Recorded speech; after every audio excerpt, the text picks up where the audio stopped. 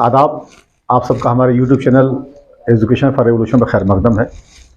हम लोग जो एक अकायद ईमान की जो बात कर रहे थे उसमें कुछ चीज़ें जो बाकी थी वो हमने पूरा करा दिया पिछले इस वीडियो में। बताने वाली बात यहाँ पर यह है कि अकायद ईमान का जो मामला, अकायद के मानने का जो मामला है, वो सब अंदर की चीज़ें थी जो हम लोग अभी डिस्कस किए थे अपने पिछले वीडियो तक। क्योंकि वो सारी चीज़ें वो हैं जो आपको मैनिफेस्टेशन के तौर से नहीं दिखेंगी, मतलब बाहर नहीं दिखेंगी, वो सब अंदर की बात है। जैसे मॉडर्न टाइम के समझने के बाद ये है कि आपने देखा होगा मोबाइल वगैरह है, चाहे लैपटॉप वगैरह है, तो उसका एक सॉफ्टवेयर होता है जिसको हम आप देख नहीं पाते हैं। लेकिन अगर सॉफ्टवेयर स्ट्रॉन्ग है तो फिर डिस्प्ले पर भी चीज़ अच्छी आती हैं, काम से अच्छा होता है। आपका मोबाइल थोड़ा टूटा फूटा भी अगर हो, लेकिन अगर उसका सॉफ्टवेयर अच्छा है तो काम करेगा। इसी तरीके से मुसलमान के लिए अकायद ईमान का मामला है। अगर उसके इबादत में थोड़ी कमी जाती भी हो तो वो तो पूरी हो सकती है, लेकिन अकीदे में कमी हो जाए तो फिर बेकार हो जाएगा। जिस तरह की मोबाइल है, अगर आपका लाखों रुपए का मोबाइल हो और उसका सॉफ्टवेयर ही काम न करता हो, करप्ट हो, बेकार हो, ख़राब हो, तो किसी काम का नहीं है। उसी तरीके से एक मुसलमान के लिए अकायद ईमान के एतबार से मजबूत होना बहुत ज़रूरी है। अब अगली बात जो हम लोग करने जा रहे हैं अरकान इस्लाम है। अरकान इस्लाम, उसी को आप आम फहम ज़बान में कहते हैं 5 पिलर्स ऑफ इस्लाम, यानी इस्लाम के 5 स्तंभ। ठीक है। अब इसमें सबसे पहली चीज़ आती है कलमे की बात। अब कलमा क्या है, जो आपने सुना होगा, पढ़ा भी होगा, पढ़ते भी हम लोग हैं, ला इलाहा इल्लल्लाह मुहम्मद रसूलुल्लाह। ये इंपॉर्टेंट क्यों है? क्योंकि इसमें अब सिर्फ दिल से मानने की बात नहीं है, बल्कि ज़बान से भी आपको मानना पड़ेगा और ज़बान से भी आपको कहना पड़ेगा, इसका इकरार करना पड़ेगा, इसको एक्सेप्ट करना पड़ेगा कि किसी की कोई ताकत, किसी कोई क़ुव्वत नहीं है। सारी ताकत का मालिक अल्लाह है, सारी ताकत का मालिक अल्लाह है, और मोहम्मद सल्लल्लाहु अलैहि वसल्लम उसके प्रॉफिट हैं, उसके रसूल हैं। तो इस चीज़ का इकरार करना ही कलमा है। तो पहली बात इसमें जो 5 पिलर्स में आता है वो कलमे की बात आती है। दूसरी इंपॉर्टेंट बात अब इसके बाद जो आएगी वो नमाज, जो कि इस्लाम में इबादत के एतबार से अगर बात की जाए तो बहुत ही इंपॉर्टेंट इबादत है। किसी भी हाल में इंसान पर माफ़ नहीं है। कुछ ख़ास मौके हैं जिसमें नापाकीज़ी का मसला हो, औरतों के साथ ख़ास तौर से जो होता है, तो उसमें उनके लिए वो है छूट है, रुख्सत है, जिसको माफ़ी कहते हैं। लेकिन और किसी भी इंसान के लिए जो बालिग है और जो आकिल है, बालिग के मतलब जो एडल्ट है। अब इस्लाम में बालिग से मुराद जो है वो बेसिकली जब बच्चा 13-14 साल का हो जाता है तो अमूमन वो बालिग हो जाता है। और जो है आकिल, आप समझ सकते हो, जिसका अकल काम करता हो, जिसका बुद्धि हो, यानी बुद्धिहीन ना हो, पागल ना हो, तो उन तमाम लोगों पर नमाज का पढ़ना ज़रूरी होता है। अब नमाज में एक बहुत इंपॉर्टेंट बात यह कि कुरान पाक में अल्लाह ने जब भी नमाज की बात की तो उसको कायम करने की बात की, मतलब उसको इस्टेब्लिश करने की बात की। अकीमुस सलात, नमाज कायम करो। और नमाज के हवाले से बहुत सारी चीज़ें अल्लाह ने बताई, जैसे वस्ताईन बिस्सब्र वस्सलाह, कि अल्लाह की मदद लो नमाज से और सब्र से। ठीक है। इन्ना सलात तन्हा अनिल फहशाए वल मुनकर, कि बेशक नमाज हर बेहयाई और बुराई से रोकती है। तो ये नमाज जो है ये बहुत इंपॉर्टेंट इबादत के अतबार से एक चीज़ है मुसलमानों में, और इस्लाम के मानने वालों के लिए बिल्कुल मैंडेटरी है।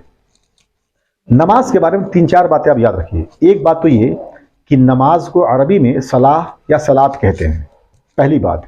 दूसरी इंपॉर्टेंट बात कि नमाज जो होती है वो बेसिकली बुनियादी तौर पर 4 तरह की नमाजें होती हैं।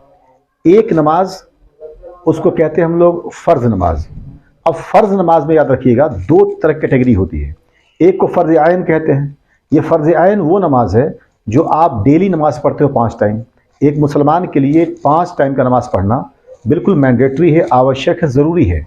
तो ये जो 5 वक्त की नमाज़ पढ़ते हैं डेली हम लोग, फजर में, ज़ुहर में, असर में, मगरिब में और इशा में, यानी बिल्कुल सुबह, दोपहर, शाम और थोड़ा सा शाम गुजरने पर, सूरज डूबने पर जस्ट, और एक रात में, ये 5 नमाज़ें फ़र्ज़ आइन कही जाती हैं। ये डेली पढ़ने की है। फ़र्ज़ में जो दूसरी नमाज आती है उसको कहते हैं फ़र्ज़ किफ़ाया। अब फ़र्ज़ किफ़ाया क्या है? ये जनाजे की नमाज है। जब कोई इंसान मरता है तो उसको दफन करने से पहले नमाज पढ़ी जाती है, इसको फ़र्ज़ किफ़ाया कहते हैं। अब यहाँ पे एक सवाल है, किफ़ाया क्यों कहते हैं? किफ़ाया किफ़ायत से बना है। मायने क्या है? अगर कोई इंसान मरता है किसी शहर, किसी गांव में, और उस गांव के लोगों ने उसके बगैर जनाजे की नमाज़ पढ़ाए, उसको दफन कर दिया, तो उसका गुनाह, नमाज जो फ़र्ज़ जो पढ़नी थी नमाज जनाजे की, उसका न पढ़ने का गुनाह पूरे उस शहर या उस पूरे गांव पर आ जाएगा। लेकिन अगर चंद लोग भी, 3-4 लोग भी खड़े हो गए और जनाजे की नमाज़ पढ़ दी, तो पूरे शहर का या पूरे गांव का, जहां भी वो इंसान हो, वो पूरे शहर या पूरे गांव की नमाज़ मान ली जाएगी। इसलिए इसको फ़र्ज़ किफ़ाया कहते हैं। तो याद ये रखना है कि फ़र्ज़ में 2 तरह की नमाज़ें होती हैं। एक को फ़र्ज़ ऐन कहते हैं, जो 5 वक्त डेली पढ़नी होती है, और एक फ़र्ज़ किफ़ाया होता है, जो जनाजे की नमाज़ होती है, जो फिनरल की नमाज़ होती है। तो ये 2 तरह की नमाज़ें फ़र्ज़ में होती हैं। दूसरी नमाज इंपॉर्टेंट जो है इसमें, वो वाजिब नमाज है। अब वाजिब नमाज में भी 2 तरह की बुनियादी तौर पर नमाज होती है।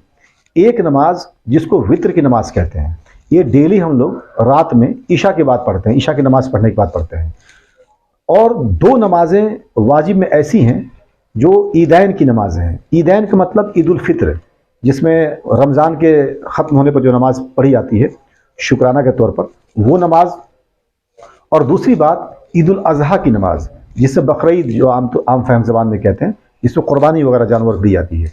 तो ये दोनों नमाज़ें, ईद उल फित्र भी और ईद उल अज़हा भी, ये भी वाजिब नमाज है। यानी वाजिब नमाज़ें 3, एक नमाज वित्र की नमाज, एक ईद उल फित्र की नमाज, एक ईद उल अज़हा की नमाज। अब यहाँ एक समझने वाली बात क्या है, स्पिरिचुअल बेनिफिट की अगर बात की जाए तो फ़र्ज़ नमाज और वाजिब नमाज में बहुत ज़्यादा फ़र्क नहीं है। लेकिन एक जो बुनियादी फ़र्क समझना है, जो बहुत इंपॉर्टेंट है, वो ये कि अगर फ़र्ज़ नमाज आपसे कज़ा हो जाए, फ़र्ज़ आइन की बात कर रहा हूँ मैं, तो उसको जो है आपको दोबारा पढ़ना पड़ेगा। जैसे कोई इंसान नहीं पढ़ पाया तो उसको बाद में पूरा करना पड़ेगा। लेकिन वाजिब नमाजों के साथ एक बात यह है कि अगर वो नमाजें छूट गई तो उसका कज़ा नहीं पढ़ा जाएगा। कज़ा पढ़ने का मतलब तो उसके बदले में बाद में जो नमाज़ पढ़ी जाती है वो नहीं पढ़ा जाएगा। तो नमाज में ये एक इंपॉर्टेंट बात। तो अब तक 2 चीज़ हमने आपको डिस्कस कराई, फ़र्ज़ नमाज क्या है और वाजिब क्या है। तीसरी चीज़ सुन्नत नमाज कही जाती है।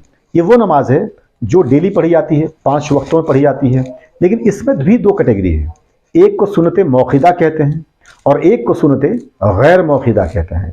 सुन्नत मौक़िदा के मतलब ये है कि वो सुन्नत जो पढ़नी ज़रूरी है, जिसके छोड़ने से गुनाह हो सकता है, पाप लगेगा आपको।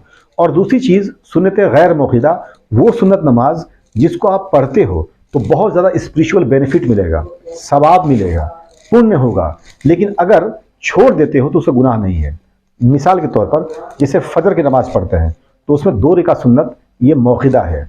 अगर ज़ुहर की बात करो आप तो 4 रकात सुन्नत फ़र्द नमाज से पहले, 2 रकात सुन्नत फ़र्द नमाज के बाद, ये मौक़िदा है। और अगर असर की बात करें हम लोग तो फ़र्ज नमाज से पहले 4 रकात सुन्नत नमाज, ये गैर मौक़िदा है। क्या है? गैर मौक़िदा। अगर बात करें आप मगरिब की तो मगरिब में फ़र्ज नमाज के बाद 2 रकात नमाज जो सुन्नत पढ़ी जाती है वो मौक़िदा है। लेकिन ईशा की नमाज की अगर बात करोगे आप तो फ़र्ज नमाज से पहले जो 4 रकात नमाज पढ़ी जाती है, वो सुन्नत नमाज पढ़ी जाती है, वो गैर मौक़िदा है। अगर आप नहीं पढ़ोगे तो गुनाह नहीं होगा, लेकिन पढ़ने का सवाब बहुत ज़्यादा है। उसके बाद फ़र्ज़ नमाज पढ़ने के बाद 4 रकात जो पढ़ते हैं ईशा में, 2 रकात सुन्नत पढ़ी जाती है, यह है मौक़िदा नमाज। सुन्नत मौक़िदा है जो पढ़नी ज़रूरी है। तो अब तक हमने आपको 3 तरह की नमाज डिस्कस कराई, फ़र्ज़ नमाज, वाजिब नमाज और सुन्नत नमाज। इन तीनों के अलावा अब जितनी नमाजें पढ़ी जाएंगी, इन तीनों के अलावा वो सारी नफिल नमाजें हैं। क्या है? नफिल नमाजें हैं। इनसे जो है स्पिरिचुअल बेनिफिट बहुत ज़्यादा मिलता है। क्यों? क्योंकि आप पर जो है बिल्कुल लाजिम नहीं है, लेकिन अगर आप पढ़ते हैं आप तो इसके मायने ये है कि आप अल्लाह से, अल्लाह के रसूल सल्लल्लाहु अलैहि वसल्लम से बहुत मोहब्बत करने वाले हैं, तब लोग इसमें राग़िब होते हैं। जैसे नफिल नमाज हमने आपसे बताया, इन 3 नमाज़ों के अलावा जो भी नमाज आप पढ़ोगे वो सारी की सारी नमाजें नफिल होंगी। जैसे मान लीजिए 5 वक्त भी कुछ ना कुछ नफिल पढ़ते हैं लोग उसमें।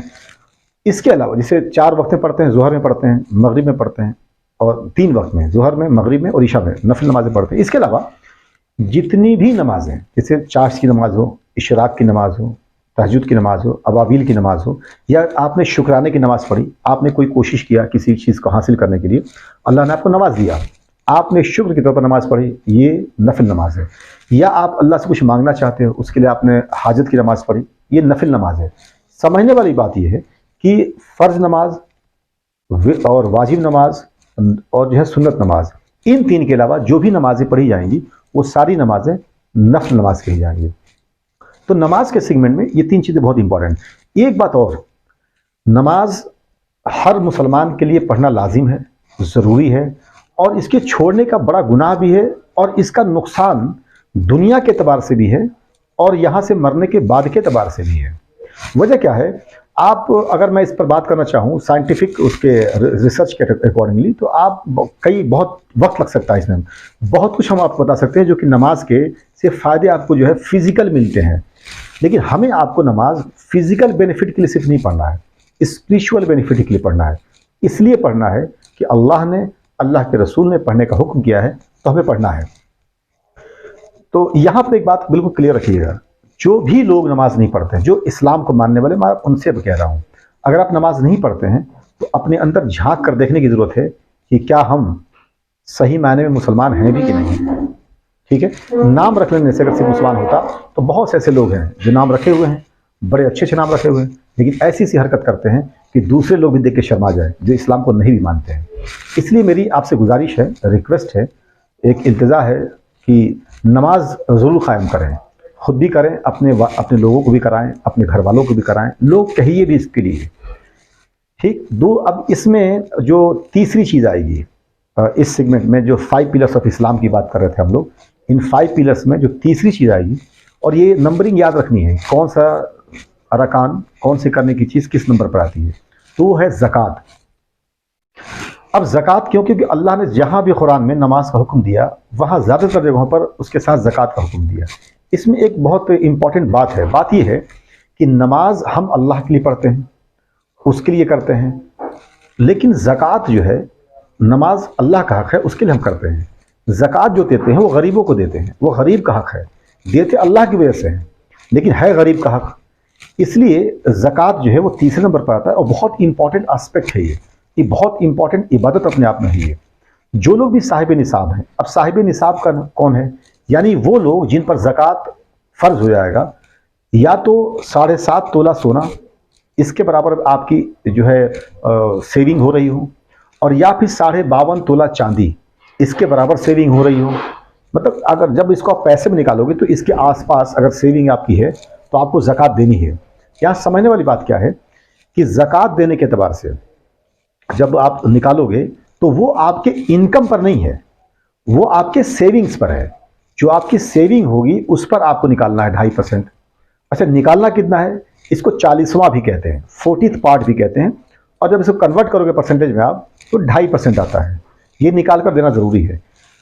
अगर जो इंसान नहीं निकालता है तो फिर वो जो है बहुत बड़ा गुनाह कर रहा है। वजह क्या है कि आप गरीब का हक मार रहे हो, और किसी का हक मारना, किसी का जो हक था, जो उसका राइट था, उसको मार लेना, ये बहुत बड़ा गुनाह है।